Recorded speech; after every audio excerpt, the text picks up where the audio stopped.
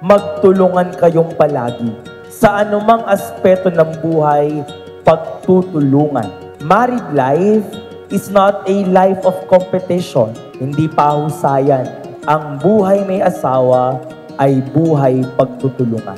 Help each other. It's such a beautiful night to make a change in our lives. These tangling skies. Si Aubrey na yung dawan sa akin kasi matyagaan niya ako naantay pag umuwi ako galing barko. Tapos yun, lagi siyang nandun para sa akin. Kaya narealize ko na worth it itong babae na ito pakasalan. Kasi lagi niya pinaparamdam sa akin na mahal niya ako. Yun.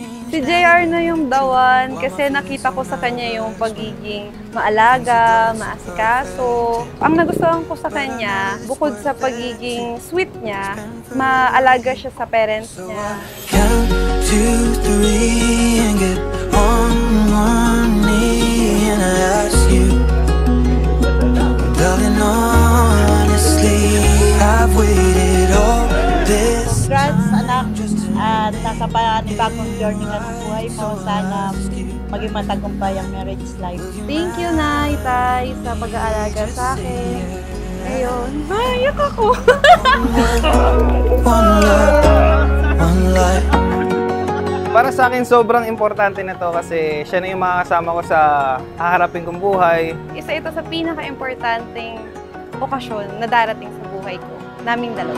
A gentle touch of the hand, fingers running through hair, lips pressed to her lips, so I was caught unaware. Arms holding me tight, tears in both of her eyes. What a beautiful way to spend the rest of our lives. Sa aking Kimasor, nautahan na din mamaya. Napakayaman talaga ba? Why was I feeling nervous when things were going so perfect? But now I know that it's worth it to spend forever with you. So I count 2, 3 and get on one knee and I ask you, darling, Roberto, you may now kiss your wife. Palapakan ng bagong kasal. get right, so I'll ask you tonight, will you marry me? Finally, this is it na. Mangyayari na yung pinaka-inihintay natin. Lahat ng pagod, lahat ng konsumisyon, lahat ng stress na nangyari is alam nating magiging worth it. Dahil lahat tayo pinaghandaan to. Kaya, ayun. See you later. Love you.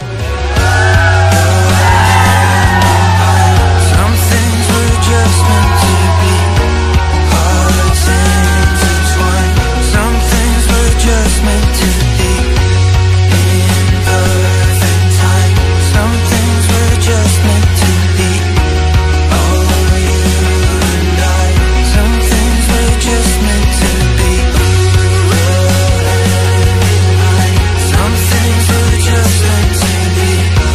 Hearts intertwined. Some things were just meant to be. In perfect time. Some things were just meant to be. Oh, you and I. Some things were just meant to be. Love is not just a feeling, it's a choice. Sabi ni Father nung dulog natin sa simbahan, paano mo na-realize na siya na yung taong gusto mong pakasalan? Bigla na lang nag-flashback sa akin lahat ng pinagdaanan natin sa loob ng 8 taon na pagsasama. Bukod sa masasayang bagay, of course, meron ding problema. Di pagkakaunawaan, tampuhan. Ang sabi ko, Father, siguro po dahil kahit na nagkahiwalay na kami, nagawa pa din namin bumalik sa isa't isa. Pinili pa din namin ang isa't isa. I was looking for a high. Hi, Beam. Grabe, no? Nandito na tayo. Kung dati, naiisip mo lang na kung saan tayo pupunta at anong oras kita susundin, saan tayo kakain, ngayon habang buhay na yung pinag-uusapan natin. Alam natin na hindi naging madali ang ating journey. Maraming biyahe, maraming away, maraming nasang ka na, at maraming bahala ka moments. Pero sa dulo ng lahat, di tayo pa rin. I look around now and then, wanna find you again. All the highs, all the lows. Thank you, galing You can naman. find me in every ako, ito ang pinakahihintay mo. Masaya ako para sa'yo. And this is the new chapter of our lives na magkakaroon ako ng manugang at soon to be magiging lola. Lola? So, I wish you good luck and all the best. Kaya masaya kami ng mga mama mo, mga kuya mo, pamilya mo. Ngayon sa araw mo ito, sana maging maligaya kayo. Ang advice ko lang sa inyo mga asawa, magmahalan kayo. Habang buhay. Wow. Nandito lang kami sa inyo ng mama at mga kapatid.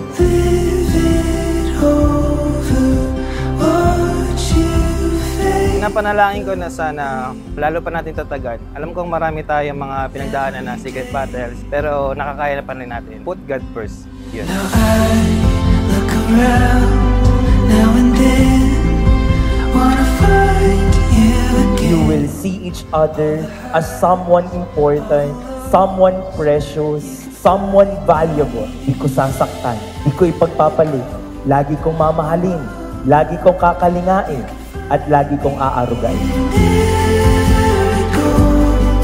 To my great and last love, we have walked through laughter and tears, through triumph and trials, and with each step, my love for you has deepened in ways I never thought possible. Today and for always, I choose you, and will continue to choose you every day in this lifetime.